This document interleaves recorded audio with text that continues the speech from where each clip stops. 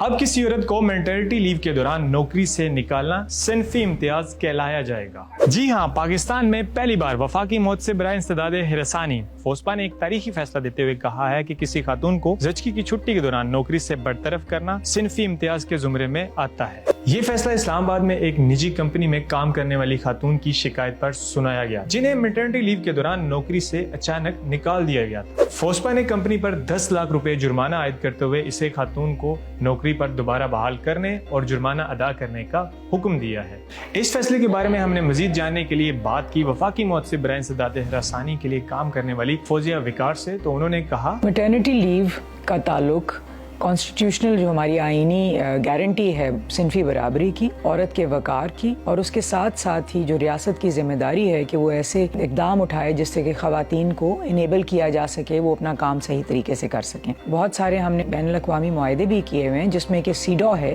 جس میں international labour organization کی کنونشنز ہیں 100 111، اور بہت سارے اور بھی ایسے معاہدے ہیں جن کو برقرار رکھنا یا اس کے اوپر رپورٹ کرنا ہمارا ایک فرض ہے۔ کیا یہ فیصلہ پاکستان میں کام کرنے والی خواتین کے لیے ایک نئی امید کی علامت ثابت ہوگا؟